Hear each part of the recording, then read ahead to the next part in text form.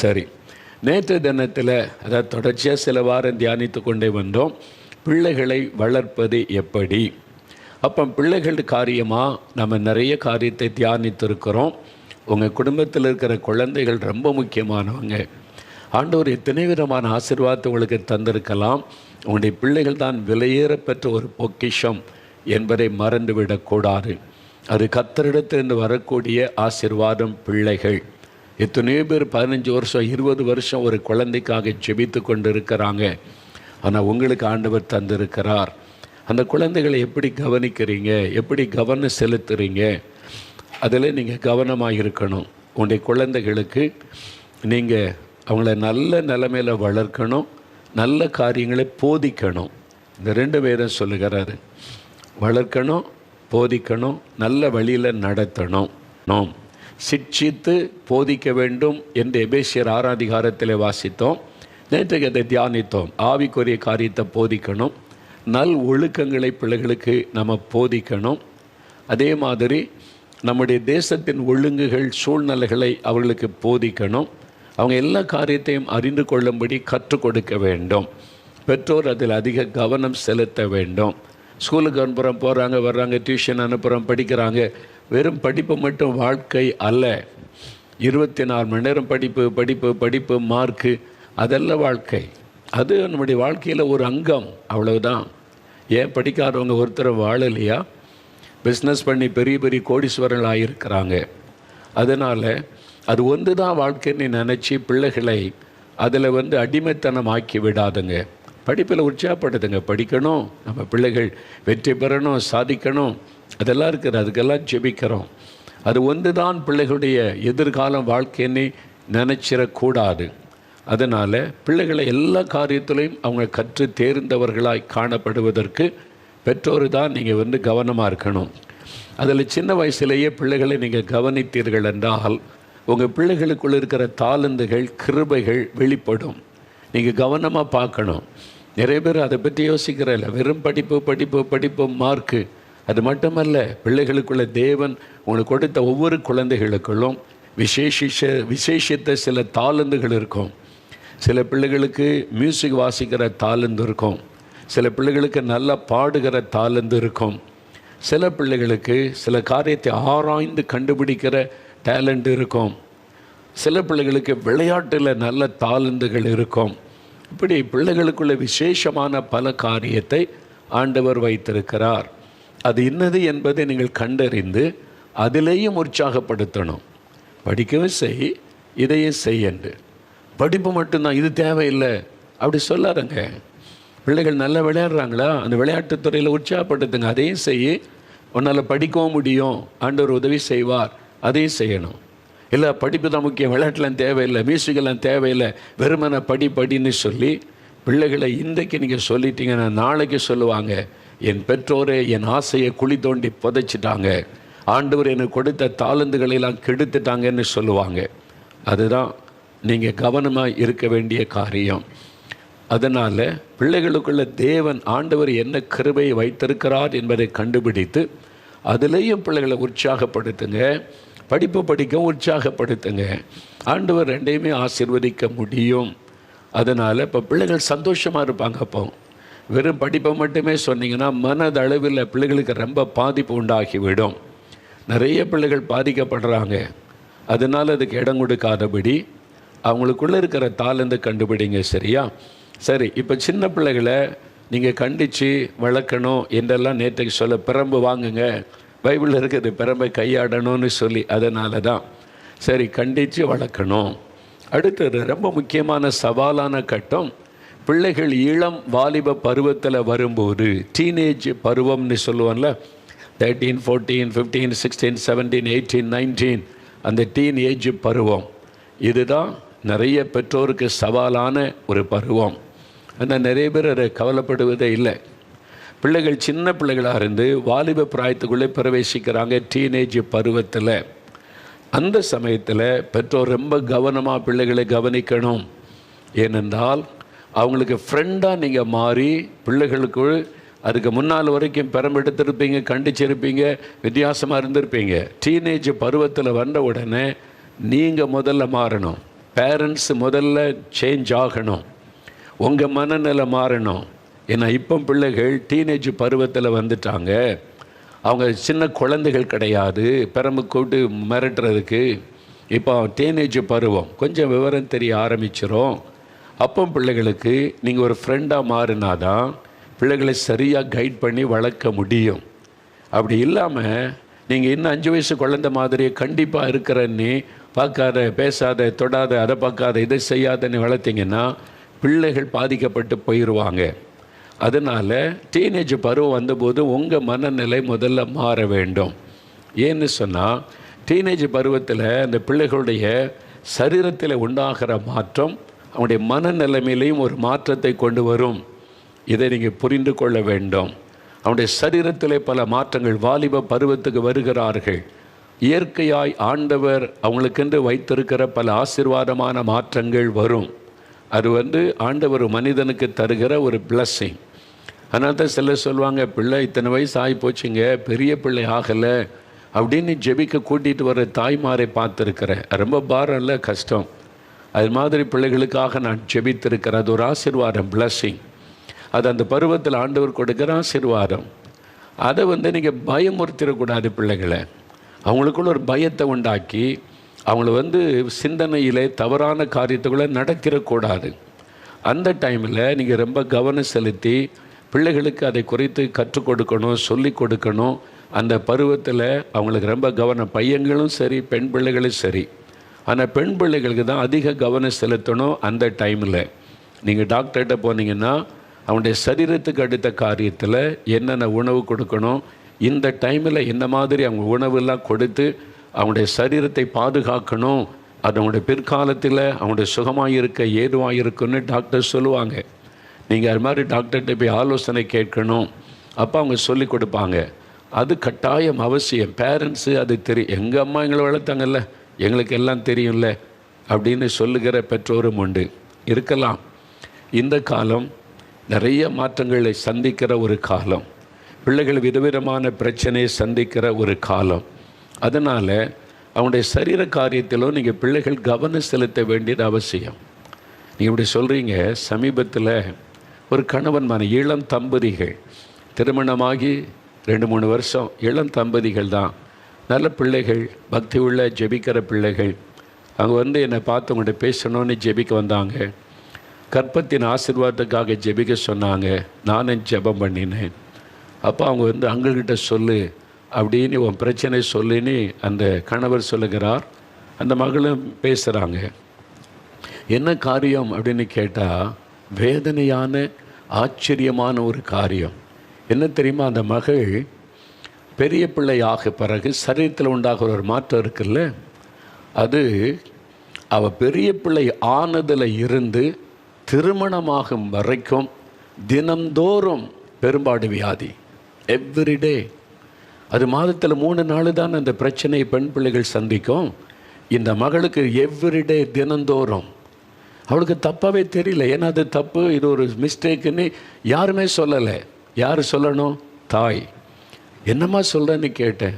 ஆமாங்கள், எனக்கு அது தப்பு, ஏதோ ஒரு மிஸ்டேக்குன்னு தெரியும். அதோ பெண் பிள்ளைகள்னால் டெய்லி இந்த மாதிரி இருக்கும் போல் அப்படின்னு நினச்சி திருமணமான பிறகு கணவன்கிட்ட சொன்ன பிறகு மாமியார் தான் கவனித்து டாக்டர்கிட்ட கூட்டிகிட்டு போய் எல்லாம் கவனித்து உதவி செய்து அந்த மகளுக்கு காப்பாற்றி இருக்கிறாங்க. நான் கேட்டேன், உங்கள் அம்மா இல்லையா? இருந்தாங்க. அம்மாட்ட சொல்லலையா? சொன்னேன். அவங்க என்ன சொன்னாங்க?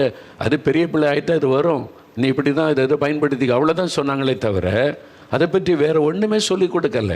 இது மாதத்தில் 3 நாள் அந்த பிரச்சனை இருக்கும், நீ அதை தாண்டி வரணும், இது ஆண்டவர் கொடுத்த ஒரு பிளஸ்ஸிங் தான், நீ பயப்படாத, இதை எப்படி டீல் பண்ணணும், இது அவ்வளோதான், அதில் ஏதாவது பிரச்சனை இந்த அம்மாட்ட சொல்லு. இதெல்லாம் ஒரு தாயினுடைய பொறுப்பு இல்லையா? அந்த தாய் அதை செய்தாங்களா? எனக்கு உண்மையில் அந்த தாய் மேலே ஒரு பெரிய கோபமே வந்தார்.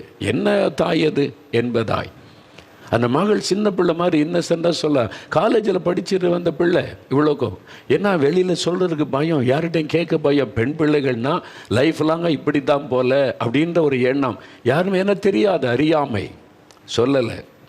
நிறைய பேர் சொல்லலாம், இந்த காலத்தில் இப்படியுமா இருக்கிறாங்க நிறைய பிள்ளைகள் வெளியே சொல்லாமல். என்ன சொல்லிக் கொடுக்கல, ஒரு தாய் தானே சொல்லிக் கொடுக்கணும். தாயினுடைய தவறு பாவம் என்று சொல்லுவேன். இப்போ அவனுடைய மாமியார், அவங்க சொல்கிறாங்க, என் மாமியார் ரொம்ப அன்பானவங்க, என்னை வந்து சொந்த மகளை போல நேசித்து எனக்கு எல்லா விதத்தில் உதவி செய்தாங்க, அதனால் நான் அதிலேருந்து மீண்டு வந்துட்டேன். என் கணவர் ரொம்ப நல்லவர், இதெல்லாம் புரிந்து கொண்டு எனக்கு உதவி செய்தாங்க. பார்த்தீங்களா, ஒரு தாயை பற்றி அந்த மகள் சொல்ல முடியலையே. நிறைய பேரண்ட்ஸ் பண்ணுகிற தவறு.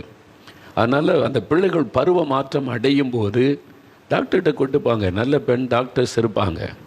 அவங்க வந்து பிள்ளைகளுக்கு சொல்லி கொடுத்து, நீங்கள் சொல்லணும், இது வந்து இந்த வயதில் ஆண்டவர் கொடுக்குற ஒரு ஆசீர்வாதம், நாம் அதை வந்து எப்படி பாதுகாத்து நடந்து கொள்ளணும், அது கற்றுக் கொடுக்கணும், சொல்லி கொடுக்கணும். இப்போ நான் சந்தித்தது எப்படின்னா, இது தெரியாமல் எத்தனை பிள்ளைகள் இருப்பாங்க, யோசித்து பாருங்கள். அதனால் பெற்றோர் இந்த காரியத்தில் கவனம் செலுத்தாவிட்டால் பிள்ளைகள் தவறுவதற்கு ஏதுவாகிவிடும். அதனால் நீங்கள் தான் பொறுப்பு. அதனால் பையங்களுக்கு கூட அந்த டீனேஜ் பருவம் வரும்போது அவங்களுக்கு வரக்கூடிய சோதனை உங்களுக்கு தெரியணும், அவங்க சந்திக்கிற பிரச்சனை தெரியணும். அதற்கு உங்கள்கிட்ட வந்து எப்படி பிள்ளைகள் பேசுவாங்க, நீங்கள் ஃப்ரெண்டாக மாறணும். நீங்கள் இன்னும் குழந்தைகள் மாதிரி அடிப்பேன் உதைப்பேன் திட்டிக்கிட்டு பேசக்கூடாது. தோளில் கை போட்டு பேசுகிற ஃப்ரெண்டாக மாறணும். தாய் உங்களுடைய மகளுக்கு ஃப்ரெண்டாக மாறணும். தகப்பன் உங்களுடைய பையனுக்கெல்லாம் ஃப்ரெண்டாக மாறணும். என்னன்னாலும் மனந்திறந்து உங்கள்கிட்ட பேசுகிற அளவிற்கு நீங்கள் பிள்ளைகளோட அந்த மாதிரி ஒரு ரிலேஷன்ஷிப்பை பில்டப் பண்ணி கொள்ளணும்.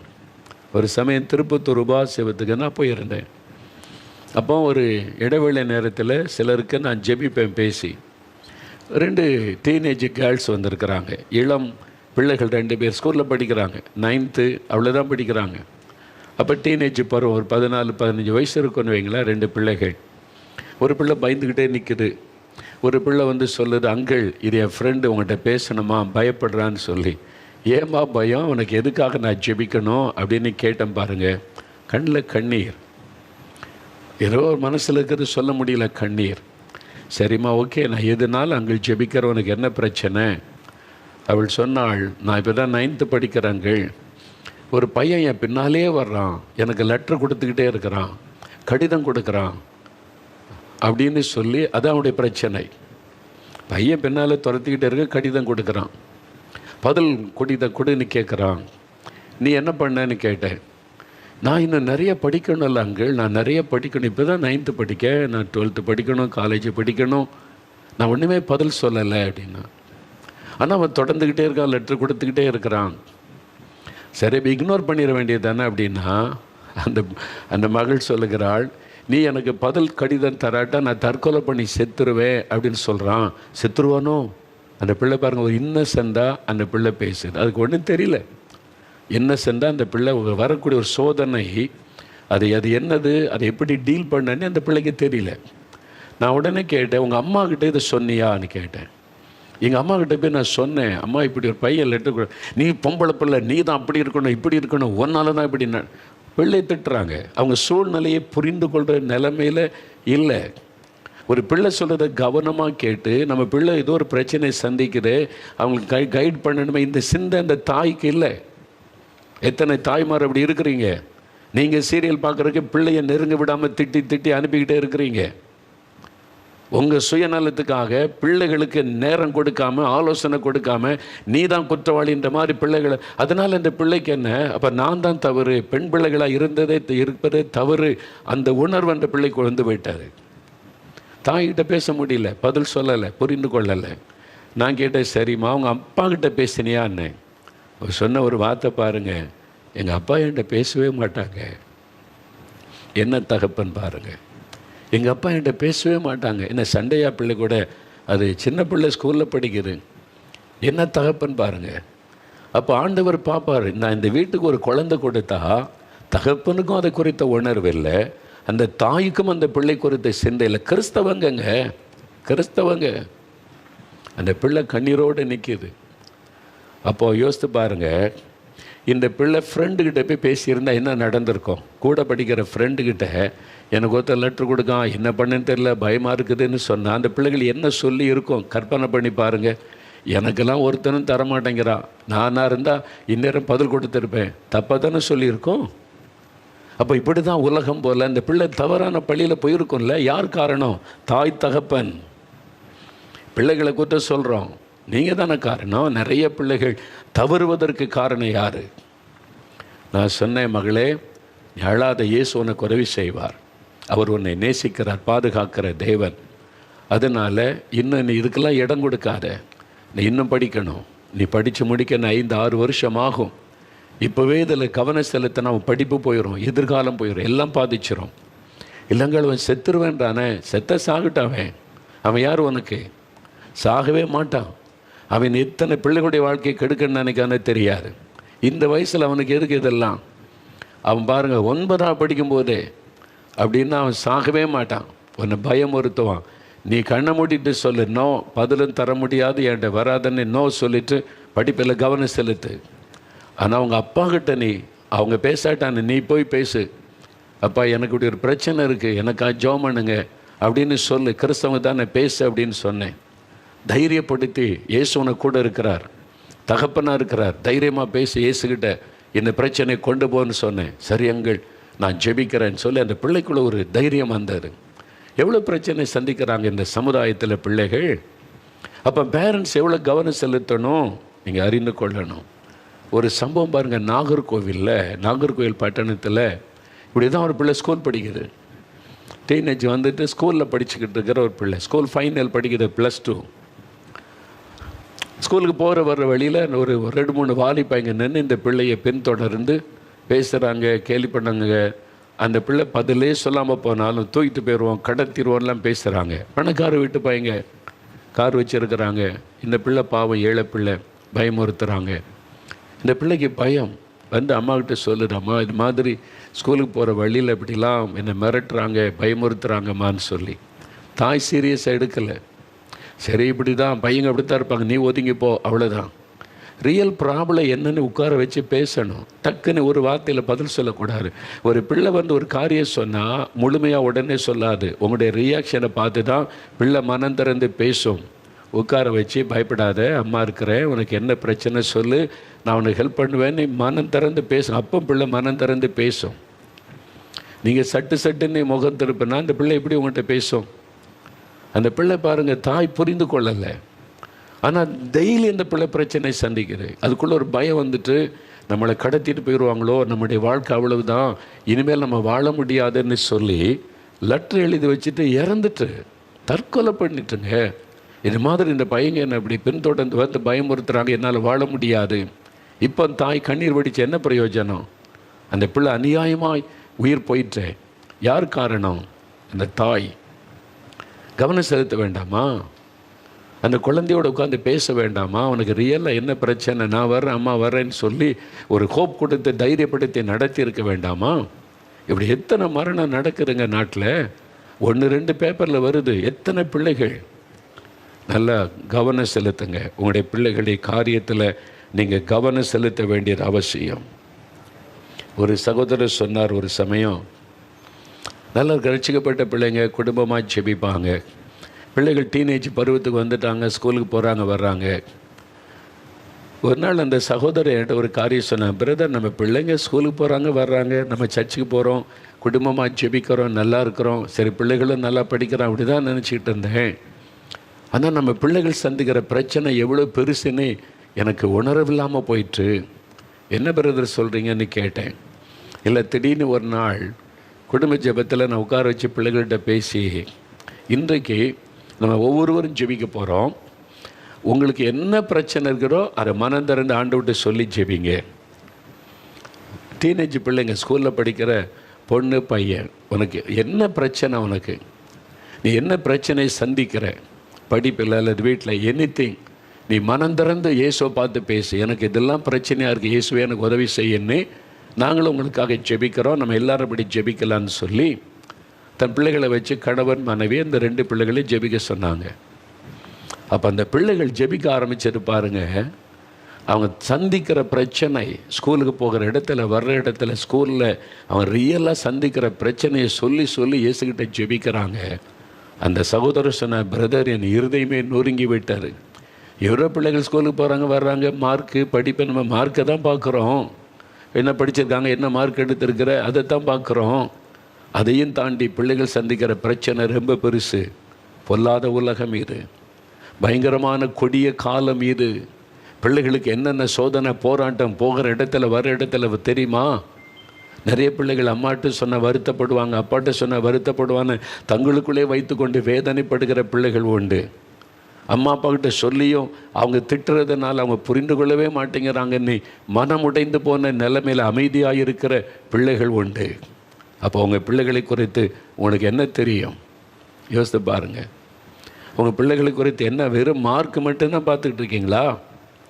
பிள்ளைகளை உட்கார வச்சு ஸ்கூலில் என்ன நடந்துச்சு இன்றைக்கி, எந்த டீச்சர் உனக்கு பிடிக்கும், உனக்கு எந்த ஃப்ரெண்ட் இருக்கிறாங்க, இன்றைக்கி நல்லா இருந்துச்சா ஸ்கூலில் பேசியிருக்கீங்களா? என்னைக்காவது நீங்கள் பேசி பாருங்களேன். அந்த பிள்ளைகள் எவ்வளோ சந்தோஷமாக பேசுன்னு தெரியுமா? எங்கள் அப்பா எங்கள் அம்மா என்கிட்ட எல்லாம் கேட்குறாங்க, மனம் திறந்து பேசும்.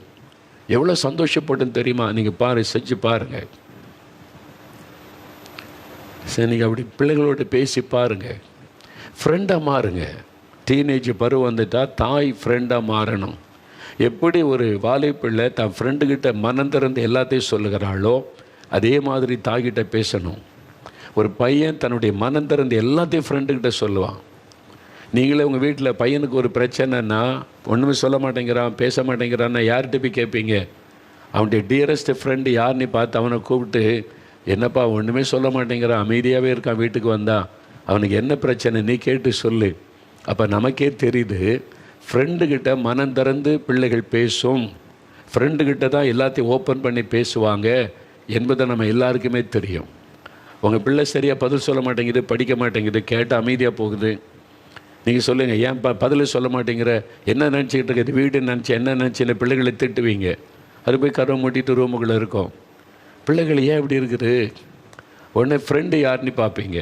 மகளுக்கு யார் ஃப்ரெண்டு, அவளுக்கு ஃபோன் பண்ணுவீங்க, வர வச்சு, ஏன் என் மகள் இப்படி இருக்கிறா, நீங்கள் 2 பேரும் தானே ரொம்ப ஃப்ரெண்ட்ஸு, உனக்கு தெரியுமே, மெதுவாக பேசுனா அந்த பிள்ளை பேசும். ஏன் கேட்குறீங்க? அந்த ஃப்ரெண்டுக்கிட்ட எல்லாமே பிள்ளைகள் சொல்லுவாங்க, மனந்திறந்து பேசுவாங்கன்னு எல்லாருக்குமே தெரியுது இல்லை? நீங்கள் ஃப்ரெண்டாக மாறுங்க. நீங்கள் மாறுங்க, ஃப்ரெண்டாக மாறுங்க. எல்லாருக்குமே பாருங்கள், அது மாதிரி வெளியில் சில பக்தி உள்ள குடும்பத்தில் வெளியே யார்கிட்டையும் பேசக்கூடாது, இப்படி இருக்கக்கூடாது, நம்ம ஆண்டவருடைய பிள்ளைகள் இப்படி தான் இருக்குன்னு சொல்லி வெளியே யார்கிட்டையுமே பேச மாட்டாங்க. ஒரு காலேஜில் படிக்கிற மகள், அந்த பிள்ளைகள், நான் ஒரு நாள் அவர்கிட்ட பேசினேன், நல்லா ரட்சிக்கப்பட்ட பிள்ளை, அபிஷேகம் பெற்ற பிள்ளை, நல்லா அப்பா பிஸ்னஸ்மேன் தான், ஊழியத்துலேயும் அப்பாவுக்கு ஹெல்ப்லாம் பண்ணுற மகள் தான். ஒரு நாள் அவர்கிட்ட பேசினேன், எப்படி இருக்கா, சந்தோஷமாக இருக்கியா, கத்தருக்குள்ளே சந்தோஷமாக இருக்கிற அங்கிள், நான் வந்து இப்போ நான் படிக்கிற இப்படிலாம் செய்கிறேன்னு சொல்லி ஒரு 6 மாதம் படிப்புக்கு வெளியூருக்கு அனுப்ப, அது வரைக்கும் கூடவே இருந்தார். அவள் வந்து சொன்ன, அங்கிள் இந்த 6 மாதம் வெளியே படிக்க போனேன்னா உலகம் எப்படிப்பட்டதுன்னு எனக்கு இப்போ தான் தெரியுது. எனக்கு சின்ன வயசுலேருந்து நான் காலேஜ் படிக்க வரைக்கும் எனக்கு ஃப்ரெண்டே கிடையாது, நோ ஃப்ரெண்டு. யார்கிட்டையும் காலேஜ் முடிஞ்ச வீடுன்னா காலேஜ், அப்படி தான் எங்கள் அப்பா அம்மா வளர்த்துருக்குறாங்க. யார்கிட்டையும் பேசுகிறது இல்லை, படிப்பாக வந்துக்கிட்டே இருப்போம், அவ்வளோதான். ஆனால் இப்போ போனால் எவ்வளோ நேசிக்கிறதுக்கு ஃப்ரெண்ட்ஸு கிடச்சிருக்கிறாங்க. இதெல்லாம் நான் ரொம்ப மிஸ் பண்ணிட்டேன், ஸ்கூலில் காலேஜில் மிஸ் பண்ணிட்டேனே, எனக்கு ஒரு வருத்தமாக இருக்கிறாங்கன்னு சொன்னான். அப்படியும் பிள்ளைகள் இருக்கிறாங்கல்ல. அப்போ நீங்கள் யோசித்து பாருங்கள். அப்போ தவறான ஃப்ரெண்ட்ஷிப்புகளையும் பிள்ளைகள் போயிடக்கூடாது, அதே சமயத்தில் ஃப்ரெண்டே இல்லாமலும் இருக்கக்கூடாது. நீங்கள் கவனம் செலுத்தி பிள்ளைகளுக்கு சொல்லி கொடுக்கணும். நம்ம ஸ்கூலில் படிக்கும்போது, காலேஜில் படிக்கும்போது நல்ல ஃப்ரெண்ட்ஸும் இருப்பாங்க, சிலர் கெட்ட ஃப்ரெண்ட்ஸும் இருப்பாங்க. நீ கவனமாக சூஸ் பண்ணணும். நல்ல ஃப்ரெண்டை கண்டுபிடிச்சி அவங்களோட ஃபெலோஷிப் வச்சேன்னா நீ வந்து சந்தோஷமாக இருக்கலாம். தவறான வழிநடத்துக்குள்ளே நடத்துகிற ஃப்ரெண்டுக்கிட்ட மாட்டினா பிள்ளைகளுடைய வாழ்க்கை போயிடும். இதில் நீங்கள் தான் கவனம் செலுத்தணும். பெற்றோர் கவனம் செலுத்தி பிள்ளைகளுக்கு சொல்லி கொடுக்கணும். எல்லாத்துக்கிட்டே அன்பாரு, எல்லாத்துக்கிட்டையும் பழக பேசு, ஆனால் லிமிட், எந்த லிமிட்டில் இருக்கணும், எதை தாண்டக்கூடாது, யார் கூட நீ ரொம்ப டியரஸ்டாக ஃப்ரெண்ட்ஷிப் வச்சுருக்கிற, அதெல்லாம் கவனம் செலுத்தணும். உங்கள் பிள்ளை வந்து ஒரு மகளோட, ஒரு வாலிப மகள் இன்னொரு வாலிப மகளோட ஃப்ரெண்ட்ஷிப் வச்சுருக்குன்னா, யாரோ ஒரு ஃப்ரெண்டாக கல்யாணத்துக்கு போகிறோன்னாங்க அனுப்பி வச்சுருக்கிறேன், ஏதோ ஒரு பார்ட்டிக்கு போகிறவங்க அனுப்பி வச்சுருக்கிறேன், அந்த ஃப்ரெண்டு யாருன்னு உங்களுக்கு தெரியுமா, அவங்க குடும்பம் எதுன்னு தெரியுமா உங்களுக்கு? நீங்கள் பேசணும், உங்கள் அப்பா அம்மா யார், அந்த ஃபேமிலி எப்படிப்பட்டது, மகளை அனுப்பி வச்சுருக்கீங்களா, அந்த ஃபேமிலி எப்படிப்பட்டது உங்களுக்கு தெரியுமா? உங்களுக்கு சாத்தான் எங்கே எப்படி கண்ணி வச்சுருக்கனான்னு தெரியாத ஒரு காலம் இது, பயங்கரமான காலம். ஃப்ரெண்டு மூலமாகவே சாத்தான் கண்ணியில் அகப்படுத்துகிற காலம் இது. நல்லா அறிந்து கொள்ளுங்க. சில ஃப்ரெண்டு அவங்க தப்பாக நடக்கிறதுனால தன்னுடைய ஃப்ரெண்டையும் தப்பாக நடத்திடுவாங்க. ஏன்னா மனசாட்சி வாதிக்கும், இவளையும் அந்த பாவத்தை செய்ய வச்சுட்டா ஃப்ரீயாக இருக்கலாம்னு சொல்லி. அப்படி சிநேகிதிகளும் அந்த மாதிரி ஆட்களும் கூட இன்றைய உலகத்தில் இருக்கிறாங்க. அதனால் நீங்கள் பேரண்ட்ஸு தான் கவனம் செலுத்தணும். யாரு கூட ஃப்ரெண்ட்ஷிப் வைக்கணும், அவங்களுடைய ஃபேமிலி எப்படிப்பட்டது, அந்த குடும்பம் எப்படிப்பட்டது, அந்த ஃப்ரெண்டுக்கிட்ட நீங்கள் பேசணும். அந்த ஃப்ரெண்டு ஃபேமிலியோடு நீங்கள் ஐக்கியமாக இருந்தீங்கன்னா தப்பு நடக்காதபடி கவனமாக இருக்க முடியும். ஒவ்வொரு காரியத்திலும் நீங்கள் கவனம் செலுத்தணும். நீங்கள் பார்த்தீங்கல்ல, வாட்ஸ்அப்பில் வாலிப பிள்ளைகளை கொண்டு போய் நான் நேசிக்கிறேன்னு சொல்லி பிள்ளைகளுடைய வாழ்க்கையை சீரழித்து என்ன நடந்ததெல்லாம் தெரியும்ல. எவ்வளோ பெரிய கேஸு நடந்து ஒன்றெல்லாம் பண்ணிட்டாங்கல்ல. பிள்ளைகள் கதறி கதறி பேசினது எப்படி? பேரண்ட்ஸுடைய கவலையினம். நீங்கள் கவனம் செலுத்தி பிள்ளைகள் எங்கே போகிறாங்க வர்றாங்க, யாருக்கிட்ட ஃப்ரெண்ட்ஷிப் வச்சுருக்கிறாங்க உங்களுக்கு தெரியணும். அது அன்பாக சொல்லணும். நீங்கள் பிள்ளைகளை கண்டிக்கிறேன்ற பேரில் திட்டி அவமானப்படுத்தி பிள்ளைகளை வேதனைப்படுத்தினா பிள்ளைகள் நினைக்கணும், யாருக்கிட்டையும் அன்பாக இருக்கக்கூடாதா, ஃப்ரெண்ட்ஷிப் இருக்கக்கூடாதா, அப்போ இந்த நான் யாருக்கிட்டையும் பழகக்கூடாதா, இதெல்லாம் கேள்வி வரும். சரியாக கைட் பண்ணுங்கள் பிள்ளைகளுக்கு. கரெக்டானது வாலி பிள்ளைகள், டீனேஜ் பிள்ளைகள், நீங்கள் ரொம்ப கவனமாக இருக்கணும். நீங்கள் உங்கள் கூட இருக்கிற எல்லாருமே நல்லவங்கன்னு நினச்சிடக்கூடாது. நல்ல பிள்ளைகள் இருப்பாங்க, நல்ல ஃப்ரெண்ட்ஸ் இருப்பாங்க. அடையாளம் கண்டு அவங்களோட தான் ஃப்ரெண்ட்ஷிப் வைக்கணும். தவறான ஆட்களோட ஃப்ரெண்ட்ஷிப் வச்சிங்கன்னா உங்களை கொண்டு போய் மாட்டி விட்டுருவாங்க, உங்களை வித்துற கூட செய்வாங்க. அப்படிப்பட்ட காலம் இது, கொடிதான காலம் இது. எத்தனை செய்தித்தாளில் செய்தி வாசிக்கிறோம்ல. அதனால் பிள்ளைகளுக்கு கவனமாக இருக்கணும். பேரண்ட்ஸ் உங்களுடைய பிள்ளைகளை வளர்க்கிற காரியத்தில் நீங்கள் அதிகமாக கவனம் செலுத்தணும். அதற்கு உங்கள் நேரத்தை பிள்ளைகளுக்கு கொடுக்கணும். ஸ்கூல் முடிஞ்சு காலேஜ் முடிஞ்சு பிள்ளைகள் வந்த உடனே பிள்ளைகளோடு உட்காந்து பேசுகிறீங்களா? யோசித்து பாருங்கள். எவ்வளோ நேரம் கொடுக்குறீங்க பிள்ளைகளுக்கு, எவ்வளோ டைம் கொடுக்குறீங்க பிள்ளைகளுக்கு யோசித்து பாருங்கள். பிள்ளைகிட்ட உட்காந்து என்ன பேசுகிறீங்க, எப்படி பேசுகிறீங்க, அவங்களோட சந்தோஷமாக இருக்கீங்களா யோசித்து பாருங்கள்.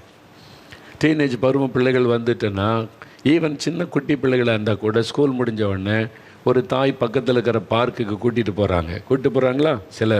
சிலர் போகிறதே இல்லை, சீரியல் பார்க்குறாங்களாம், இவங்க ரொம்ப பிஸியாக இருக்காங்களாம் அப்படின்னு சொல்லி. பிள்ளைகளை வெளியே கூட்டு போங்க, பார்க்கில் விளையாட விடுங்க. உங்கள் கண் பார்வையில் இருக்கணும். உங்கள் கண் பார்வை விட்டு அங்கங்கே போக விட்டுறக்கூடாது. நீங்கள் செல்ஃபோன் பார்த்துக்கிட்டு பிள்ளை விட்டுறக்கூடாது. அப்படி பிள்ளை கூட்டு போனால் செல்ஃபோனு நீங்கள் மூடி வச்சிடணும். பிள்ளைகள் மேலே கவனம் இருக்கணும். வாலி பிள்ளைகள் தகப்பனார், நீங்கள் டெய்லி ஒரு அரை மணி நேரம் வாக் கூட்டு போங்க, பிள்ளைகளோட பேசுங்க. மகன்கிட்ட அவனுக்கு என்ன வேணும், சாயங்காலம் கூட்டி போய் ஒரு சும்மா தெருவில் டீ வாங்கி கொடுங்க, காஃபி வாங்கி கொடுங்க, பார்க் கூட்டி போய் உட்கார வைங்க, மனம் திறந்து பேசுங்க. ஏதாவது என்ன சொல்லணும்னா டேடிகிட்ட சொல்லு, உனக்கு என்ன காரியம் சொல்லு, படிக்கிற இடத்துல ஏதாவது பிரச்சனை இருக்கா, எல்லாம் ஓகேவா, அப்படியே பேசி பழகுனீங்கன்னு வைங்க. பிள்ளைகள் மனம் திறப்பாங்க. எங்கள் அப்பா எனக்கு ஃப்ரெண்டு மாதிரின்னு சொல்லுவாங்க, எங்கள் அம்மா எனக்கு ஃப்ரெண்டு மாதிரி. உங்கள் பிள்ளைகள் சொல்ல முடியுமா? யோசித்து பாருங்கள். கண்டிக்கிறேன்னு சொல்லி 5 வயசு பிள்ளை மாதிரியே 15 வயசு பிள்ளை நடத்தக்கூடாது. நீங்கள் மாறணும், உங்களுடைய சிந்தனை மாறணும். பிள்ளைகளுடைய அந்த காலகட்டத்துக்கு ஏற்றபடி நீங்கள் மாறணும். ரொம்ப முக்கியம் அது. அதனால் கவனம் செலுத்துங்க. நான் ஒரு ஸ்கூலுக்கு போயிருந்தேன். எல்லாம் ஸ்கூலில் படிக்கிற 9th 10th 11th 12th government எக்ஸாமுக்கு ஆயத்தப்படுறாங்களே, அந்த பிள்ளைகளுக்கு பேசுங்க நீ. அப்போ நிறைய பேரண்ட்ஸ் எல்லாம் வந்திருந்தாங்க, நிறையா உட்காந்துருந்தாங்க. கிறிஸ்தவர் அல்லாத பேரண்ட்ஸும் அந்த பிள்ளைகளும் இருந்தாங்க. அப்போ அந்த பிள்ளைகளுக்கு சில ஆலோசனை, படிப்புக்கு வேண்டிய ஆலோசனை, பரிசுத்தமாக இருக்க வேண்டிய ஆலோசனை எல்லாம் சொல்லிவிட்டு பேரண்ட்ஸுக்கு சொன்ன பாருங்கள், பிள்ளைகளை எப்படி நடத்துகிறீங்க அப்படின்னு சில ஆலோசனை சொன்னேன். பிள்ளைகள் கை தட்டுறாங்க. அப்படியே பேரண்ட்ஸ் எல்லாம் பார்த்து சிரிக்கிறாங்க. அப்படின்னா பிள்ளைகள் எவ்வளோ பெரிய காரியத்தை உள்ளத்தில் அவங்க வச்சுருக்கிறாங்க யோசித்து பாருங்கள். எங்களுக்காக இப்படி பேச ஆள் இல்லை அப்படின்றதான் நிறைய பிள்ளைகளுடைய ஒரு ஆதங்கம். நல்லா சொல்லுங்கள் அங்கிள் அப்படின்றாங்க. ஏன்னா பேரண்ட்ஸ் பிள்ளைகளுடைய உணர்வுகளை புரிந்து கொள்ளணும், ரொம்ப முக்கியம். அதுவும் அந்த டீனேஜ் பருவத்தில் வாலிப வயசு வரும் வரைக்கும். ஏன்னா நீங்கள் அந்த வயசில் செல்ஃபோன் வாங்கி கொடுத்துட்டிங்கன்னா பிள்ளைகளுக்கு அதை எப்படி பயன்படுத்தணும், அதில் என்னென்னு தெரியாது. அப்போ நீங்கள் ரொம்ப கேர்ஃபுல்லாக இருக்கணும். ஒரு அந்த டீனேஜ் பருவம் தாண்டி காலேஜ் படிப்புக்குள்ளே போஸ்ட் கிராஜுவேட் படிக்க போயிட்டாங்கன்னா பிள்ளைகளுக்கு ஒரு மெச்சூரிட்டி வந்துடும். லைஃப்பில் தீர்மானம் எடுக்க தெரியும். டீனேஜ் பருவத்தில் தீர்மானம் எடுக்க தெரியாது. அவனுடைய மனநிலையில் அலசடிப்படும். சொல்லுவாங்க, என்ன படிக்க போகிற? அவங்க அம்மா சொல்கிறாங்க, பிரதர் 6 மாதத்துக்கு முன்னால் நான் இதை படிக்க போகிறேன் அப்படின்னு சொன்னான். 3 மாதம் கழித்து இல்லை நான் இதான் படிக்க போகிறேன் அப்படின்றான். 1 மாதம் கழித்து இல்லை நான் இதான் படிக்க போகிறேன். ஒன்றும் இல்லை, இந்த 6 மாதத்துக்குள்ளே 4 சப்ஜெக்ட் சொல்லிட்டா பிரதர் அப்படின்னா. அந்த வயசில் அப்படி தான். ஒருத்தர் ஒன்று சொன்ன உடனே டக்குன்னு அதை படிச்சிடணும்னு தோணும். இன்னொருத்தர் வந்து இது பெஸ்ட்டுன்னு சொன்னோடனே அதை படிக்க தோணும். தீர்மானம் எடுக்கிறதுல ஸ்ட்ரகிள் இருக்கும் அந்த வயசு. நீங்கள் பிள்ளைகளுக்கு நிதானமாக போய் ஜெபம் பண்ணு, வேறு வாசி, ஆண்டவர்கிட்ட பேசு, என்ன படிக்கணும் என்ன செய்யணும்னு கேளு. ஆண்டவர் அழகாக உன்னை கைட் பண்ணுவார். நீங்கள் சொல்லிக் கொடுக்கணும். நானும் உனக்காக ஜெபம் பண்ணுறேன், ஆண்டவர் உனக்கு தீர்மானம் எடுக்க உதவி செய்வார் என்பதை பிள்ளைகளுக்கு நீங்கள் சொல்லிக் கொடுக்கணும். அது ரொம்ப முக்கியம். படிப்பு காரியம் மாத்திரம் அல்ல. பிள்ளைகள் விளையாட்டில் சிறந்து விளங்கி வந்துக்கிட்டே இருக்காங்கன்னா விளையாடலாம் கூடாது, படிப்பு தான் முக்கியம். அப்படி பேசாதங்க. பிள்ளைகளை உட்கார வச்சு படிப்பை விட்டுறக்கூடாது, கவனம் செலுத்தணும். விளையாடு, உனக்கு என்ன வேணும் நாங்கள் செஞ்சு தரோம், நீ வந்து சாதிக்கணும், எதில்னாலும் சாதிக்கணும், ஆண்டவர் கூட இருப்பார்னு சொல்லி கைட் பண்ணுங்கள்.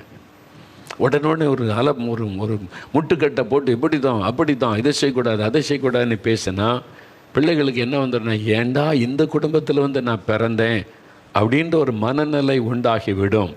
அதுக்கு தயவுசெய்து இடம் கொடுக்காதங்க. கவனமாக பிள்ளைகளை டீல் பண்ணுங்க. நான் சில வீட்டுக்கு போகும்போது எனக்கு ரொம்ப ஆச்சரியமாக இருக்கும், சந்தோஷமாக இருக்கும். ஒரு வீட்டில் கணவன் மனைவி 2 பிள்ளைங்க, ஒரு பையன் ஒரு பொண்ணு, ஸ்கூல் முடித்து காலேஜ் போகிறாங்க. நான் வீட்டுக்கு போயிருக்கிறேன். அவங்க காலேஜ் முடிஞ்சு வந்தாங்க. பையன் பிள்ளைகள்லாம் அப்பா மேலே தோளில் கை போட்டு பையன் உட்காந்து பேசுகிறான். அம்மா தோளில் விளையாடிக்கிட்டு அந்த பிள்ளை பேசுது. அவங்க பேசலாம் பார்த்தா எனக்கு ரொம்ப ஆச்சரிய வித்தியாசமாக, ஒரு தகப்பன் தாய் பிள்ளைகள் போல இல்லை, ஃப்ரெண்ட்ஸு, ஒரு 4 ஃப்ரெண்ட்ஸ் சேர்ந்தால் எப்படி பேசுவாங்க அந்த மாதிரி ஜாலியாக எல்லோரும் பேசுகிறாங்க. ஸ்கூலில் நடந்தது, காலேஜில் நடந்தது, பையங்க பேசுனது, பிள்ளைகள் பேசுனது, அதெல்லாம் அவங்க வந்து அப்படி பேசுகிறாங்க. நான் பார்த்துட்டு ரொம்ப சந்தோஷப்பட்டேன். அப்போ அவங்கள்ட்ட கேட்டேன், அவங்களுடைய மகள் இப்போ வந்து வாலிப பருவம் வந்துட்டா, காலேஜுக்கு போகிறா, பிரச்சனை இதெல்லாம் வந்தால் என்ன பண்ணுவீங்க? நான் அவன்கிட்ட சொல்லி கொடுத்துருக்குறேன், இந்த காலம் வந்து கோ எஜுகேஷன் சேர்ந்தானே படிக்கிறாங்க. நான் சொன்னேன், உன் கூட படிக்கிற எல்லோரும் ஃப்ரெண்ட்ஸ், அவ்வளோதான். யார்கிட்ட பையன்கிட்ட பேசினாலும் கண்ணுக்கு கண் பார்த்து பேசு, நேரடியாக பேசு. தாய் சொல்லி கொடுத்துருக்கா, நேரடியாக பேசு, கண்ணுக்கு கண்ணை பார்த்து நேரடியாக பேசு. எதுக்கு குறிஞ்சிக்கிட்டு தலையை குறிஞ்சிக்கிட்டு அப்படிலாம் பேச, நேருக்கு நேரம். அவன் ஃப்ரெண்டு உன் கூட படிக்கிறான், அவ்வளோதான். படித்து முடிச்சுட்டு அவன் ஒரு பக்கம் போவான், நீ ஒரு பக்கம் வருவேன். மனசில் அதை ஆழமாக பதிச்சுக்க, தட்ஸ் ஆல், அவ்வளோதான். அது மாதிரி உள்ளத்தில் பதிச்சுக்க. அதனால் பாருங்கள், படிக்கிற காலத்தையும் படித்து முடித்து மேரேஜ் வரைக்கும் ஒரு காரியத்திலும் அவங்க வந்து இடம் கொடுக்கலை. சாட்சியான இருக்க ஆண்டவர் உதவி செய். தாயினுடைய போதனை அந்த பிள்ளை. அதனால் அம்மாக்கிட்ட வந்து எல்லாம் சொல்லுது, இவன் இந்த மாதிரி என்கிட்ட பேசுகிறான், இவன் என்கிட்ட ட்ரை பண்ணுறான். அவங்க சொல்லிட்டாங்க, நீ இப்போ படிக்கிற வயசு, படித்து முடித்து வேலை பார்த்த பிறகு தான் அதெல்லாம் தீர்மானிக்கணும். அது ஆண்டவர் உதவி செய்வார், நீ கவனமாக இரு, அவ்வளோதான். நேரடியாக பேசு, டிஸ்டன்ஸ் கீப் பண்ணி, பேச்சில் கவனம் செலுத்து. கவனமாக நல்ல வந்து ஆலோசனை கொடுத்தாங்க. நல்ல அந்த பிள்ளை இதை பிக்கப் பண்ணிச்சு, பிரச்சனையே இல்லை, நல்ல வாழ்க்கை அமைஞ்சு நல்லா இருக்கிறாங்க இன்றைக்கி. அது மாதிரி கவனிக்கணும். அமெரிக்கா தேசத்தில் டீனேஜ் பிள்ளைகளை வளர்க்குறது ரொம்ப கஷ்டம்பாங்க, ரொம்ப கஷ்டம். அவங்க சொல்கிறாங்க, பிரதர், அதாவது நம்ம தமிழ் பிள்ளைகள் ரொம்ப கஷ்டப்படும், தமிழ் ஃபேமிலி. ஏன்னா நம்முடைய கலாச்சாரம் வேறு, அவங்க கலாச்சாரம் வேறு. அவங்க வந்து காலேஜில் டீனேஜ் பருவம் வந்துட்டாலே பாய் ஃப்ரெண்டு கேர்ள் ஃப்ரெண்ட் எத்தனை இருக்குதுன்னு கேட்குறாங்க. நிறைய கேர்ள் ஃப்ரெண்ட் இருக்கணுமா, நிறைய பாய் ஃப்ரெண்ட் இருக்கணுமா, இல்லைன்னா எல்லாம் கேலி பண்ணுறாங்க ஸ்கூலில். அதிலே பிள்ளை வந்து டிப்ரெஷன் ஆயிடுதுன்றாங்க. என்னெல்லாம் பிரச்சனை வருது பாருங்கள். உண்மையில் ஏன்ட்டு சொன்னாங்க, மகள் டிப்ரெஷன் ஆகிடுறா பிரதர். எதுக்கு? நான் இவளுக்கு ஒரு பாய் ஃப்ரெண்டு இல்லைன்னு எல்லோரும் கேலி பண்ணுறாங்க என்ன. நான் சொன்னேன், அதெல்லாம் பெருசாக எடுக்கவே கூடாது. உலகம் அப்படி தான். உலக மக்கள் பாவத்தில் இருக்கிறவங்களுக்கு நம்ம பாவம் செய்யாட்டா அவங்களுடைய மனசாட்சியை பாதிக்கும். அதனால் நம்மளையும் பாவத்துக்குள்ளாக்க பேசுவாங்க. எதையும் சட்டம் பண்ணக்கூடாது. ஆண்டவர் என்ன சொல்கிறான்னு கவனிக்கணும்.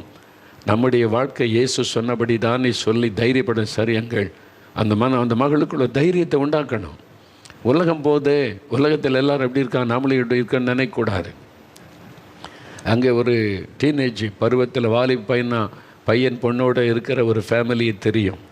எப்படி அமெரிக்காவில் வந்து பிள்ளைகள்லாம் வளர்த்து இப்படி செய்கிறீங்க. நிறைய பேருக்கு பயம். சிலர் வந்து பிள்ளைகள் டீனேஜ் பருவம் வந்த உடனே அமெரிக்கா விட்டு வந்துடுறாங்க. நான் அப்படி குடும்பத்தை பார்த்துருக்குறேன். அந்த தேசத்தில் பிள்ளைகளை வாலிப வயசில் நம்ம வளர்த்து ஆளை கொண்டு போகிற ரொம்ப கஷ்டம் அப்படின்னு சொந்த நாட்டுக்கு திரும்பி வந்த ஆட்களும் எனக்கு தெரியும். அதே சமயத்தில் அங்கே பிள்ளைகளை நல்லா போதித்து ஜெபம் பண்ணி கரெக்டாக வளர்த்து நிறுத்தினவங்களும் எனக்கு தெரியும். ஏன்னா ஒரு பிரதர் சொன்னாங்க, அமெரிக்காவில் படிக்கிற பாய் நல்ல விளையாட்டுலலாம் திறமை, அது மாதிரி விளையாட்டில் திறமையாக இருந்தாக்கி நிறைய பிள்ளைகளுடைய அட்ராக்ஷன் வந்துடும். எனக்கு சொல்லிக் கொடுத்தாங்க, நீ இயேசுவுக்கு சொந்தம், உன் வாழ்க்கை இயேசுவுக்கு சொந்தம், நம்மெல்லாம் இயேசுவின் பிள்ளைகள்.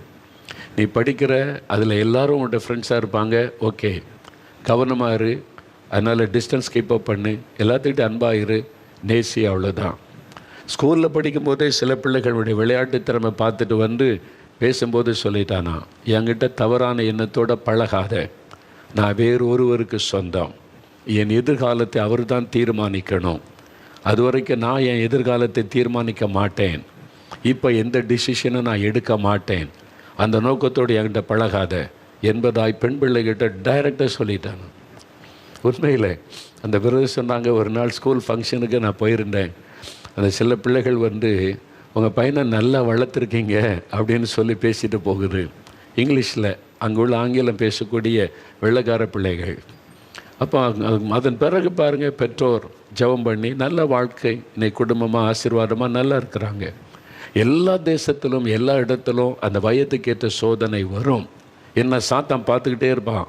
பிள்ளைகள் மூலமாய் உங்களை டிஸ்டர்ப் பண்ணிடணும், பிள்ளைகள் மூலமாய் உங்களுக்கு வேதனை கொண்டு வந்துடணும், பிள்ளைகளுக்கு கண்ணி வைக்க பல திட்டங்களை தீட்டுவான். முதல்ல பிள்ளைகளுக்கு ஜெப உதவி செய்யுங்க, தினம் தவறாமல் ஜெபிங்க பிள்ளைகளுக்கு. அதுவும் அந்த இளமை பருவத்தில் வரும்போது ரொம்ப ஜெபிக்கணும். என் பிள்ளைகளை நீங்கள் விசுவாசிங்க, கர்த்தர் விட்டுற மாட்டார் நம்ம பிள்ளைகளை. ஆண்டு நீங்கள் கரெக்டாக ஜெபிச்சுக்கிட்டே வந்தீங்கன்னா தேவன் ஒரு நாள் நம்ம பிள்ளைகளை சாத்தானுடைய கண்ணில் அகப்பட விடவே மாட்டார். விசுவாசத்தோடு ஜெபிங்க. அன்று சொல்கிறார்ல, உன் பிள்ளைகள் கர்த்தரால் போதிக்கப்பட்டிருப்பார்கள், உன் பிள்ளைகளுடைய சமாதானம் பெரிதாக இருக்குன்னு சொல்லி அதை விசுவாசிங்க. ஆண்டவரே, என் குடும்பம் உமக்கு சொந்தம், என் பிள்ளைகள் உமக்கு சொந்தம், என் பிள்ளைகளை பாதுகாக்க வேண்டியது உம்முடைய பொறுப்பு. ஆண்டவரே, நாங்கள் பிள்ளைகளை ஸ்கூலுக்கு அனுப்புகிறோம், காலேஜுக்கு அனுப்புகிறோம், வெளியே அனுப்புகிறோம், உலகம் பயங்கரமாக இருக்குது, எங்கள் பிள்ளைகள் நீங்கள் தான் பாதுகாக்கணும். விசுவாசிங்க, ஜெபிங்க. அதே சமயத்தில் பிள்ளைகளுக்கும் அதை சொல்லி கொடுங்க. அவனுக்காக நான் ஜெபிக்கிறேன், கவனமாக போன வரணும் அப்படின்னு பிள்ளைகளை சொல்லணும். அதே மாதிரி செல்ஃபோன் வாங்கி கொடுத்தீங்கன்னா அதுக்குள்ளே நல்லதும் இருக்குது, கெட்டதும் இருக்குல்ல, உங்களுக்கு தெரியுதில்ல. பிள்ளைகள் தப்புக்குள்ளே போயிட்டுன்னா ரொம்ப கஷ்டம், அந்த கண்ணில் அகப்பட்டு கொண்டா. அப்போ ஒரு காரியத்தை தெளிவாக சொல்லி கொடுக்கணும். இதுக்குள்ளே என்னென்ன தவறான காரியத்தை பிசாசு கொண்டு நம்மை வீழ்த்த முடியும், நீங்கள் எப்படி கவனமாக இருக்கணும், அதிலெல்லாம் கவனம் செலுத்த வேண்டியது அவசியம். பாருங்கள், ஒரு காலேஜில் படிக்கிற பிள்ளை சென்னையில் காலேஜில் படிக்கிறதுங்க, மெட்ராஸ் சிட்டியில் காலேஜில் படிக்கிறது. அப்போ அவங்க சொன்னாங்க, செல்ஃபோன், சாதாரண செல்ஃபோன் இருக்குது, ஸ்மார்ட் ஃபோன்லாம் இல்லை, சாதாரண ஃபோன். நான் பார்த்துட்டு, என்ன எல்லோரும் ஸ்மார்ட் ஃபோன் வச்சுருக்காங்க, நீ இவ்வளோண்டு இந்த ஃபோன் வச்சுருக்க அப்படின்னு. சரி, நான் எனக்கு எதுக்கு அங்கே அது? அவன் சொல்கிறேன், நான் ஸ்கூல் +2 முடிக்க வரைக்கும் நான் செல்ஃபோனே யூஸ் பண்ணலை. எனக்கு வேனில் அனுப்புகிறாங்க, வேனில் ஏறி நான் வீட்டுக்கு போயிடுவேன், அவ்வளோதான். இப்போ காலேஜுக்கு வர்றதுனால நான் காலேஜ் முடிஞ்சிட்டா பஸ் ஏறேன்னா எங்கே இருக்கேன்னு அம்மாவுக்கு ஃபோன் பண்ணி பேசுவேன். அதுக்கு சாதாரண ஒரு சின்ன ஃபோன், அவ்வளோதான். இதுக்கு மேலே இதுக்கு எனக்கு ஸ்மார்ட் ஃபோன் எல்லாம் இது போதும். இந்த வயசில் நான் படித்து முடித்து ஃபேமிலியாக வேலை பார்க்கும்போது ஸ்மார்ட் ஃபோன்லாம் வாங்கிக்கிடுவேன். பாருங்க, அதான் பிள்ளையினுடைய மெச்சூரிட்டி. இது எத்தனை பேர் எப்படி இருப்பாங்கன்னு நினைக்கிறீங்க? 10 வயசில் ஸ்மார்ட் ஃபோன் கேட்குதில்ல, ஏன் அதுக்கு கீழே 5 வயசுல கேட்குதில்ல, நான் அதை பார்க்கணும் இதை பார்க்கணுன்னு.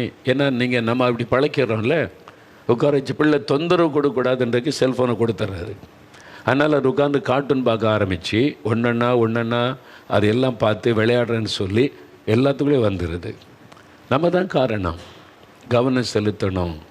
அது மாதிரி பிள்ளைகளுக்கு லேப்டாப் வாங்கி கொடுத்தீங்கன்னா அந்த லேப்டாப்புக்குள்ளே என்ன இருக்குது, எதுக்கு பயன்படுத்த போகிற, எதுக்கு அதை யூஸ் பண்ணுவேன், தப்பான காரியம் எது உள்ளே நுழைஞ்சிடக்கூட கவனம் செலுத்தணும், கவனிக்கணும் பிள்ளைகள் அதை எப்படி பயன்படுத்துகிறாங்க.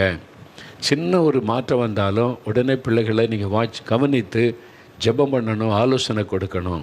பிள்ளை முன்னால் மாதிரி பேச மாட்டேங்கிறா 2 பிள்ளைகளுமே ரூமுக்குள்ளே காலேஜ் முடிஞ்சு வந்த ரூம் கதவை திறக்க மாட்டேங்கிறான். சாப்பிட்டு வந்து நேராக உள்ளே போயிடுறான். ஃபோனோடு வர்றான், ஃபோனோட போகிறான். மகளும் அப்படி தான் இருக்கிறா. அப்படின்னா நீங்கள் கேர்ஃபுல்லாகிடணும். ஜெபிக்கணும் முதல்ல. அப்புறம் பிள்ளைகளை உட்கார வச்சு பேசணும். வீட்டுக்கு வந்தால் நாங்கள்லாம் இருக்கிறோம், எங்களோட பேசு. வெறும் செல்ஃபோன் வாழ்க்கை கிடையாது, மூடி வை. இதெல்லாம் ஆரம்பத்திலே நீங்கள் சொல்லி கொடுத்துட்டா பிள்ளைகள் அந்த பழக்கத்துக்கு வந்துடுவாங்க. முதல்ல நீங்கள் விட்டுட்டிங்கன்னா அதுக்கப்புறம் மாறுறது கஷ்டம். என்ன திடீர்னு என்ன வந்து இப்போ செல்ஃபோனை பயன்படுத்தக்கூடாதுன்றீங்க, திடீர்னு வந்து என்கிட்ட வந்து இப்போ அதை பார்க்காத இதை பார்க்காத பேசாதன்றீங்க. அப்போ ஆரம்பத்திலே நீங்கள் சொல்லியிருந்தால் பிள்ளைகளுக்கு விளங்கும். நீங்கள் அதை கவனம் செலுத்தணும். நிறையா பாருங்கள், வாலிப ரூமுக்குள்ளே இருந்துக்கிறான், வீட்டுக்கிட்ட பேசுகிறது இல்லை. சாப்பிட உட்காந்து கூட சாப்பிட ஒரு தட்டில் வாங்கிட்டு செல்ஃபோனோட உட்காந்து சாப்பிட்டுக்கிட்டு இருக்கிறான் அப்படின்னு சொல்கிறாங்க. தவறு. நீங்கள் ஜெபம் பண்ணி கவனமாக இந்த காரியத்தில் டீல் பண்ணணும். ஏன்னா அவங்க பிள்ளைகள் ரொம்ப முக்கியமானவங்க. சாத்தான் செல்ஃபோனுக்குள்ளே கண்ணி வச்சுருக்கிறான், லேப்டாப்புக்குள்ளே கண்ணி வச்சுருக்கிறான். எல்லா இடத்துலையும் கண்ணிகளை வைத்து பிள்ளைகளை சிக்க வச்சு அவங்கள தேவனை விட்டு வழி விலக பண்ண என்னெல்லாம் உண்டோ அதெல்லாம் பிசாசு செய்து வைத்திருக்கிறான். அப்போ முதல்ல நீங்கள் ஜெப உதவி செய்யுங்க பிள்ளைகளுக்கு. ஆண்டவரே, அந்த பிள்ளைகளுக்கு உத்தரவாதம் எடுத்து பேர் சொல்லி ஜெபிங்க. அந்த ஜெபம் உங்களுடைய பிள்ளைகளை பாதுகாக்கும். அடுத்தது பிள்ளைகளோடு உட்காந்து பேசணும். அவங்க கோவப்பட்டு போனாலும் அடுத்த நேரம் உட்கார வச்சு எப்படியாவது பேசணும். சில பிள்ளைகள் அப்படியெல்லாம் வரவே மாட்டேன்னு அரங்கண்டா போனாங்கன்னா சம்திங் ராங். ஏதோ ஒரு பிசாசனுடைய போராட்டம் இருக்குது. நல்ல ஆவிக்குரிய உங்களுடைய பாஸ்டர்கிட்ட போதுட அபிஷேகம் பெற்ற ஊழியக்காரர்கிட்ட சொல்லி ஜெபிக்க வையுங்க. உபவாசம் எடுங்க. வாரத்தில் ஒரு நாள் உபவாசம் பண்ணி பிள்ளைகளுக்காக ஜெபிங்க. அது உங்களுடைய பிள்ளைகளுக்கு பாதுகாப்பாக இருக்கும். இதெல்லாம் நம்ம செய்யணும். எவ்வளோ பெரிய பொறுப்பு இல்லை? இதெல்லாம் நம்ம பிள்ளைகள் காரியத்தில் கவனிக்கணும், செய்யணும். அதுக்கப்புறம் எல்லாம் முடிஞ்ச பிறகு உட்காந்து அழுதுகிட்டே இருந்து என்ன பிரயோஜனம்? அதனால் கவனம் செலுத்தணும். ஒரு சமயம் ஒரு உண்மை சம்பவத்தை நான் வாசித்தேன். ஒரு ஜட்ஜி, பிரபலமான ஒரு நீதிபதி, அவர் வந்து சட்ட புஸ்தகம்லாம் எழுதியிருக்கிறார். இந்த சட்ட புஸ்தகம் இருக்குல்ல, அதுக்கெல்லாம் விளக்கம் எழுதி பெரிய பெயர் புகழ் பெற்ற ஒரு ஜட்ஜி. அவர் ரொம்ப நாளாக எழுதி பெரிய புக்கெல்லாம் ரிலீஸ் பண்ணி அதுக்கு அப்ளாஸ் வாங்கி அதுக்காக பாராட்டெல்லாம் பெற்ற ஒரு ஜட்ஜி. அவருடைய மகன் பெரிய குற்றத்தை செய்து அகப்பட்டு கொண்டான் போலீஸில். ஒரு குற்றவாளியாய் அவனை ஒரு கொலைகாரனாக கொண்டு போய் நீதிமன்றத்தில் நிறுத்தினாங்க. ஜட்ஜ் அவனை விசாரித்து ஜட்ஜ் அவனை பார்த்து, உங்கள் அப்பா எவ்வளோ பெரிய ஜட்ஜு, சட்ட புஸ்தகம்லாம் எழுதினவங்க, எவ்வளோ பிரபலமான ஜட்ஜுடைய மகன் நீ இந்த மாதிரி ஒரு தப்பு பண்ணிட்டிய தம்பி, இன்றைக்கி வந்து நீதிமன்றத்தில் குற்றவாளியாக நிற்கிறியே, ஏன் இப்படின்னு கேட்டார். அவன் சொன்னான், நான் இன்றைக்கி குற்றவாளி கூண்டில் ஒரு குற்றவாளியாய் தவறு செய்தவனாய் நிற்கிறதற்கு காரணமே எங்கள் அப்பா தான் என்று சொன்னான். ஜட்ஜு அதிர்ந்துட்டார். என்ன தம்பி சொல்கிற நீ? அவர் எவ்வளோ ஒரு நீதியான ஒரு நீதி அரசர், அப்படி ஒரு நல்ல ஜட்ஜ், எவ்வளோ அருமையான புத்தகம்லாம் எழுதி எங்கள் நீதித்துறைக்கு உதவி செய்தவர், உங்கள் அப்பா தான்னு சொல்கிறேன். அப்போ சொன்னால், நான் இளம் வாலிப வயசில் வந்தபோது ஸ்கூலில் பிரச்சனை, காலேஜில் படிக்கும்போது காலேஜில் பிரச்சனை, மற்ற ஃப்ரெண்ட்ஸ் மூலமாக வந்த சோதனை நெருக்கம், என்ன தீர்மானம் எடுக்கிறது என்ன பண்ணுறதுன்னு தெரியல. நான் ஆலோசனை கேட்க எங்கள் அப்பாக்கிட்ட போகும்போதெல்லாம் எழுதிக்கிட்டே இருப்பாங்க, புக்கு வாசிக்கிட்டே இருப்பாங்க. அப்பா அவங்கள்ட்ட ஒரு 10 நிமிஷம் பேசணுன்னா, அப்பா ரொம்ப பிஸிடா, நான் அதெல்லாம் எழுதிக்கிட்டு இருக்கேன்டா, நான் பிறகு சொல்கிறேன்பாங்க, அவ்வளோதான், நோ டைம். நான் போகும்போதெல்லாம் எங்கள் அப்பா புக்கு எழுதிக்கிட்டு இருப்பாங்க, படிச்சுக்கிட்டு இருப்பாங்க. நான் உட்காந்து ஒரு 10 நிமிஷம் பேசணுன்னு சொன்னால் கூட ரொம்ப பிஸிடா, அப்பா ரொம்ப பிஸின்னு சொல்லி என்னுடைய பிரச்சனை அவங்க கேட்கவே இல்லை. நான் சந்திக்கிற பிரச்சனைக்கு ஒரு சொல்யூஷன் கேட்கணும் அப்பா கிட்ட போகும்போதெல்லாம் எனக்கு டைமே அவங்க கொடுக்கலை. நான் இவ்வளோ நாள் போய் பார்த்தேன், வாசலில் நிற்பேன், ரூமுக்குள்ளே போவேன், கோ நான் முக்கியமான வேலையில் இருக்கேன், டிஸ்டர்ப் பண்ணாதுன்னு சொல்லிடுவாங்க. அதனால் தவறான ஃப்ரெண்ட்ஷிப், தவறான ஆட்கள், தவறான ஆலோசனை, நான் இந்த அளவுக்கு குற்றவாளியாய் மாறினதற்கு காரணம் என் தகப்பனார் என்று சொன்னான். யோசித்து பாருங்க. அந்த ஜட்ஜி பார்த்துட்டு அப்படியே ஆச்சரியப்பட்டு சொன்னார், இவ்வளோ பெரிய புக்கை எழுதி பிரபலமாகி பெயர் புகழை பெற்றுக்கொண்டார், ஆனால் அவருடைய மகனை இழந்து விட்டார் என்பதாய் அவர் சொன்னார். நீங்கள் இவ்வளோ பணம் எல்லாம் உங்களுக்காக தானே பணம் காலையில் போனால் ராத்திரி வரைக்கும் கடை கடை கடை, ஆஃபீஸு கேட்டால் உங்களுக்காக தானே பணம் சம்பாதிக்கிறேன், உங்களுக்கு தானே வேலை செய்கிறேன். பிள்ளை கேட்பாங்க, அப்பா கொஞ்சம் வாங்க கடைக்கு போகணும், டைம் இல்லை. அம்மா கொஞ்சம் வாங்க என் கூட துணைக்கு ஒரு பொருள் வாங்கணும், டைம் இல்லை. யாரையும் அவங்களுக்கு கூப்பிட்டு போ, இவனை கூப்பிட்டு போ, பக்கத்து வீட்டில் அந்த பிள்ளை கூட்டிகிட்டு போ. பிள்ளைகளுக்கு டைம் கொடுக்கல. நீங்கள் அதெல்லாம் ஒரு பெரிய பாவம், உணர்ந்து கொள்ளுங்க. அதனால் பிள்ளைகள் தவறான தீர்மானத்துக்குள்ளே போவதற்கு வாய்ப்புகள் உண்டாகி விடுகிறது. எனக்காவது யோசித்து பார்த்தீங்களா? அதை இன்றைக்கி டைம் கொடுக்கணும்ல உங்கள் பிள்ளைகளுக்கு, அவங்களோட உட்காந்து பேசணும்ல. என்னங்க அதை விட என்னங்க ஆசீர்வாதம் அந்த சின்ன பிள்ளைகளோடு உட்காந்து பேசுகிறது, விளையாடுறது, சிரிக்கிறது, இதெல்லாங்க ஒரு பெரிய குடும்பத்தின் ஆசீர்வாதம். அதுக்கே எனக்கு டைம் இல்லைன்னு சொன்னால் நீங்கள் பணம் சம்பாதிப்பது வீண், அறிந்து கொள்ளுங்க. அந்த பிள்ளைகள் ஒரு நாள் சொல்லணும், பணம் சம்பாதிச்சு வீடு கட்டி கார் வாங்க என்ன பிரயோஜனம்? எங்கள் அப்பாட்ட என்கிட்ட ஒரு 10 நிமிஷம் சிரித்து பேசுனதே கிடையாது, அவர் பணம் இருக்குது. அப்படி தான் பிள்ளைகள் சொல்லுவாங்க. நிறைய பேர் உள்ளத்தில் காயப்பட்ட உள்ளத்தோட பிள்ளைகள் இருக்காங்க. பேரண்ட்ஸை குறித்த காயத்தோட வெளியே சொல்லுவதில்லை. சில பிள்ளைகள் அழுகையோடு சொல்லுவாங்க.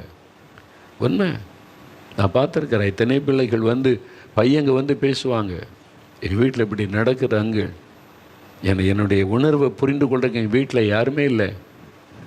அது மாதிரி சொல்கிற பையங்க இருக்கிறாங்க, பெண் பிள்ளைகள் இருக்கிறாங்க. யோசித்து பாருங்கள், உங்கள் குழந்தைகளை எப்படி வச்சுருக்கிறீங்க? உங்கள் பிள்ளைகளோடு உட்காந்து உனக்கு என்ன ஆசைன்னு கேட்டிருக்கீங்களா? நான் சொல்கிறதா நீ படிக்கணும் அப்படின்னு படிக்க வைக்கிறீங்களே, உன் பிள்ளைகிட்ட நீ என்ன படிக்க விரும்புகிறன்னு கேட்டிருக்கீங்களா? பிள்ளைகளுடைய விருப்பத்தை கொஞ்சம் கவனித்து அவங்க போக்கில் நீங்கள் விட்டு ஹெல்ப் பண்ணிங்கன்னா பிள்ளைகள் சாதிப்பாங்க, பெரிய ஆளாக வருவாங்க. தேவன் அவளை ஆசீர்வதித்து உயர்ந்த ஸ்தானத்தில் வைப்பார். உங்கள் காலத்தை விட உங்களுடைய பிள்ளைகளுடைய காலம் ஆசீர்வாதமாக இருக்கும். கவனம் செலுத்துங்க. அதனால் பிள்ளைகளை நீங்கள் நேசிங்க, பிள்ளைகளை புரிந்து கொள்ளுங்க. வயசுக்கு ஏற்றபடி சின்ன பிள்ளைகள்னால் சின்ன பிள்ளைகள் அந்த சுபாவத்தில் இருப்பாங்க. டீனேஜ் பருவம்னா அந்த சுபாவம் வேறு. கொஞ்சம் அதை கடந்து வந்துட்டாங்கன்னா மெச்சூரிட்டி வந்துடும். அப்போ அவங்க பேசுகிறது நடக்கிற வித்தியாசமாகிரும். அது மாதிரி ஒவ்வொரு வயசுக்கு ஏற்றபடி பிள்ளைகளுடைய மனநிலையில் மாற்றம் வரும். இதெல்லாம் நீங்கள் கவனித்து பிள்ளைகளை அழகாக நடத்திட்டிங்கன்னா உங்கள் குடும்ப சொர்க்கமாயிரும், மோட்சமாக இருக்கும். அந்த மாதிரி உங்களை அர்ப்பணித்து கொள்ளுங்கள். ஆண்டவரே, எனக்கு தந்த நல்ல குடும்பத்துக்காக ஸ்தோத்திரம், நல்ல பிள்ளைகள், இந்த உறவுக்காக ஸ்தோத்திரம். ஆண்டவரை துதிங்க. அடிமை மாதிரி நடத்தாருங்க. சில பிள்ளைகள் சொல்லுவாங்க, எங்கள் வீட்டில் ஹிட்லர் வந்துட்டார், அப்பா உருவங்களை வந்தால் ஹிட்லர். எப்படிங்க அந்த குடும்பம் இருக்குன்னு யோசித்து பாருங்கள். ஹிட்லர் வந்துட்டார், கண்டிப்பு தான், அசைய முடியாது, சிரிக்க முடியாது, பேச முடியாது. அப்பா இருந்தால் சிரிக்க கூட முடியாது. பிள்ளைகள் அவங்களுக்குள்ள வீட்டுக்குள்ளே அப்போ எப்படி தகப்பம் பாருங்கள். தவறு அதெல்லாம். அப்படி இருக்கக்கூடாது. மரியாதை கலந்த பயம் இருக்கலாம், அது வேற. அப்பான்னு ஒரு மரியாதை, அது வேற. பேச முடியாது, சிரிக்க முடியாது அப்பா இருந்தால். அப்படி இருக்கக்கூடாது. வீடு கலகல, நீ சந்தோஷமாக மகிழ்ச்சியாக, அதுக்கு தான் நாங்கள் குடும்ப ஆண்டவர் தந்திருக்கிறாரு. ஆண்டவர் பிள்ளைகளோடு உட்காந்து பேசி உங்கள் அனுபவத்தை சொல்லலாம். அப்பாவை எப்படி தேவன் ஆசீர்வதித்து கொண்டு வந்தால், எப்படி இருந்தேன், எப்படி ரட்சிக்கப்பட்ட, எப்படி ஆவிக்குரிய அனுபவத்தில் வந்தேன், ஆண்டவர் எப்படி என்னை நடத்தினார். பிள்ளைகளுக்கு ஷேர் பண்ணுங்கள் உங்கள் அனுபவத்தை. அது மாதிரி பிள்ளைகளுடைய அனுபவத்தை கேளுங்க. நீ ரட்சிக்கப்பட்டிருக்கியா, உனக்கு ஆண்டவருக்குள்ள அனுபவம் எப்படி, ஆண்டவரோட என்ன பேசுவார், என்ன பேசியிருக்கிறாரு. பிள்ளைகிட்ட பேசுங்க, ஆவிக்குரிய காரியம் பேசுங்க, படிப்பின் காரியம் பேசுங்க. பிள்ளைகள் எதில் இன்ட்ரெஸ்ட் இருக்காங்களோ அதை குறித்து அவங்கள்ட்ட பேசுங்க. ரொம்ப சந்தோஷமாகிடுவாங்க, ஹாப்பி ஆகிடுவாங்க. அதுக்கு தானே குடும்பம். உங்கள் குடும்பம் மகிழ்ச்சியாக இருக்கணும்ல, அதுக்கு தான் ஆண்டவர் உங்களோட பேசுகிறார். இன்றைக்கு இப்போ ஒரு சிலர் நம்முடைய நேரம் உங்களுடைய குடும்பத்துக்காக ஜெபிக்கணும். நீங்கள் எங்கோ தவறி இருக்கிறீங்க, ஆண்டவர் பேசுகிறார்ல. இப்போ சொல்லுங்கள், ஐயோ ஆண்டவரே, நான் தவறி இருக்கிறேனே, என் பிள்ளைகள் காரியத்தில் என் பிள்ளைகளுடைய உணர்வுகளை புரிந்து கொள்ளாமல், பிரச்சனை புரிந்து கொள்ளாமல் நான் தவறி இருக்கிறேன், என்னை மன்னிச்சிருங்க.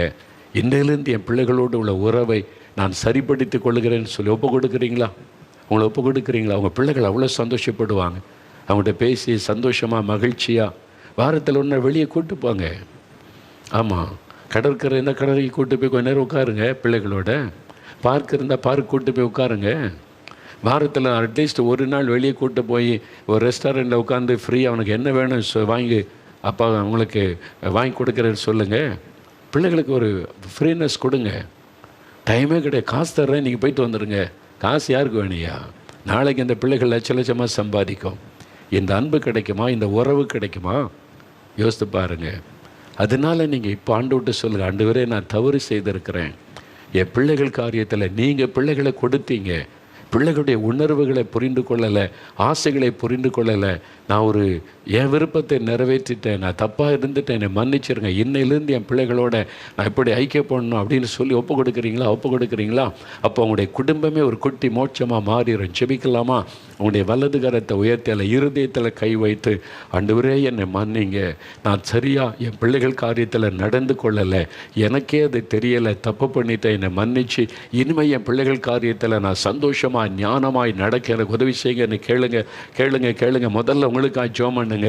தகப்பனே, யார் இருதயத்தில் கை வைத்து என் பிள்ளைகள் காரியத்தில் நான் தவறிட்டேனே, நான் தப்பு விட்டேனே, ஆண்டவரே என்னை மன்னியும். நீர் எனக்கு கொடுத்த பொக்கிஷம் என் பிள்ளைகள், நீ கொடுத்த பெரிய ஒரு ஆசீர்வாதம் என் குழந்தைகள். அவங்க மேலே நான் கவனம் செலுத்த, செபிக்க, அவங்களோட பேச, அவங்களோட உறவாட, அவங்கள சந்தோஷமாய் வைத்திருக்க என்னை ஒப்பு கொடுக்கிற ஆண்டவரே எனக்கு கிருபை கொடுங்க, உதவி செய்யுங்க.